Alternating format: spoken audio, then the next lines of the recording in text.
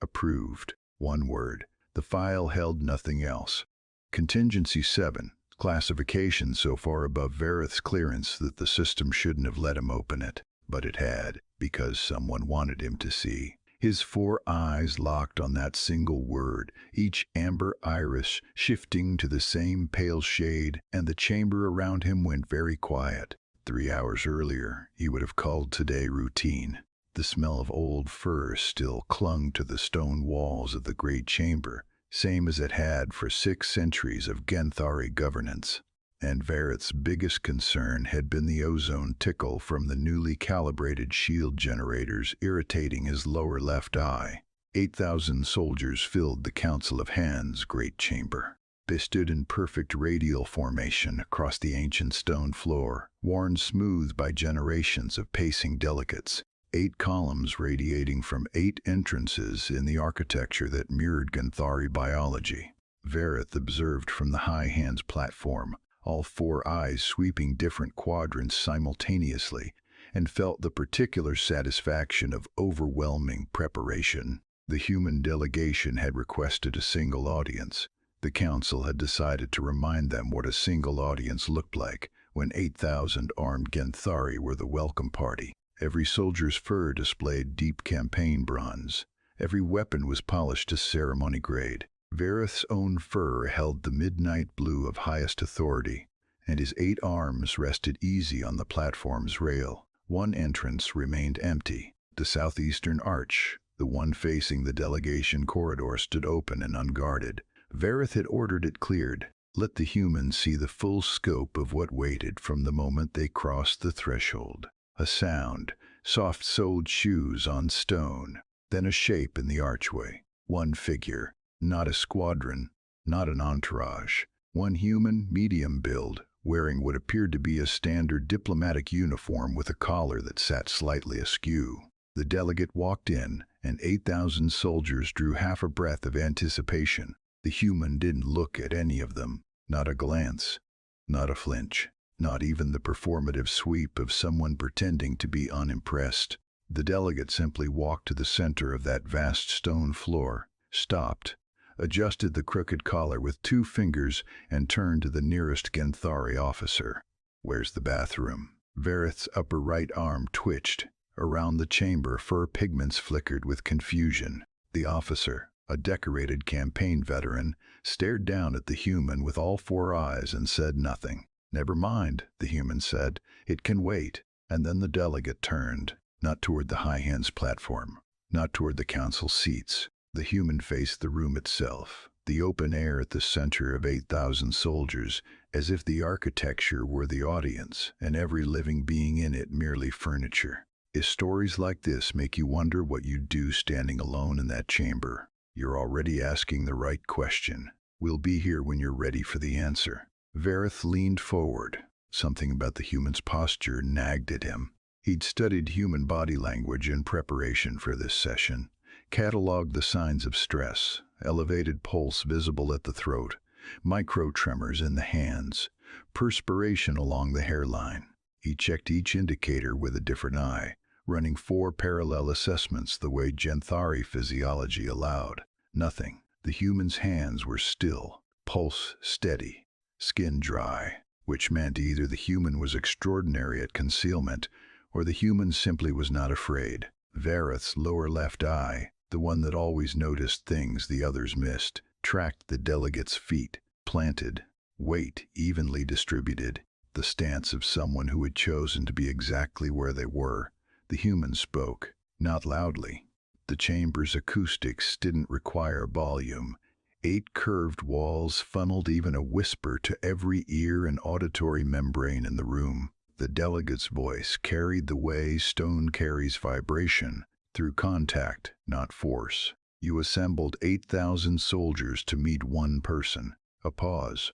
"I want to make sure I understand the ratio correctly." Beneath the high hands platform, something shifted in the formation, not movement, stillness. The particular stillness of 8,000 individuals realizing, simultaneously, that they had been reframed.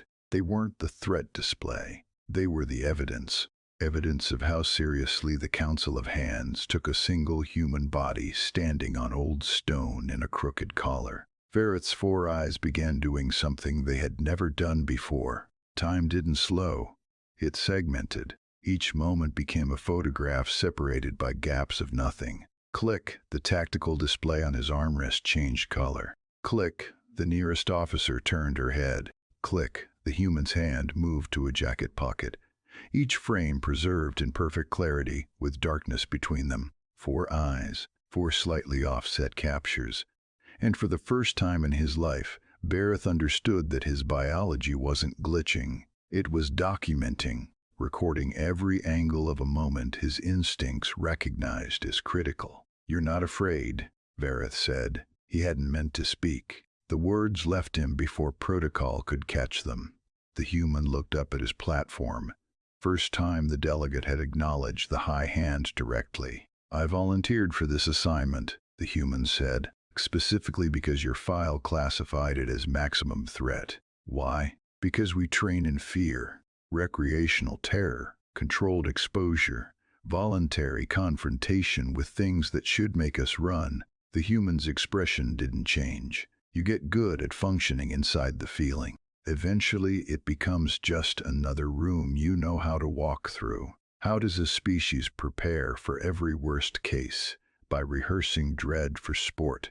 Vareth felt his fur shifting, not the slow bleed of emotional leakage that council members learn to suppress. Fast, visible, his midnight blue authority pigment drained from all 8 arms simultaneously, racing toward white. Around the chamber, soldiers' fur was doing the same.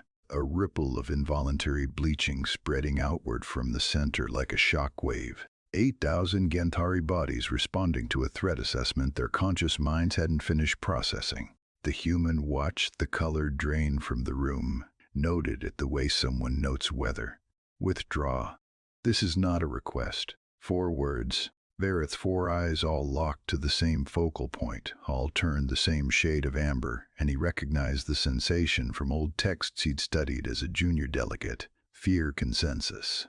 Every eye agreeing. The officer nearest the human took 1 step backward, then another. Across the chamber the formation didn't break. It dissolved. 8,000 soldiers simply began walking toward the 8 exits, boots on ancient stone, fur white as bone. And now the file made sense. Contingency 7 had never been a weapon, never a fleet, never a battle plan. Vareth pressed 2 of his right hands against the platform rail, feeling the cold stone his predecessors had touched in their own moments of revelation. The council had spent months theorizing what humans might deploy if negotiations collapsed. They'd modeled warships, bioweapons, orbital platforms. The answer had been 1 human in a crooked collar. Vareth closed the file on his display. Approved still glowed on the screen, and he finally understood what it meant. Not approval of a weapon system, not authorization for deployment, just a simple administrative confirmation. Send the delegate. 1 word, because 1 was enough. The same way 1 human had been enough. On the stone floor below, the chamber stood empty. 8 exits, 8,000 departed soldiers, and a lingering trace of ozone from shield generators that had never been activated. Somewhere in the corridor beyond the southeastern arch, soft-soled shoes clicked steadily away. Vareth's fur held its white, his 4 eyes, autumn in 4 identical stages now, watched the empty floor where centuries of Genthari had paced with all the confidence of numbers. And he thought that perhaps both species had learned something today. The council had learned what 1 human could do, and the human, adjusting that crooked collar on the way out, had learned that the Gentari were wise enough to listen. Approved.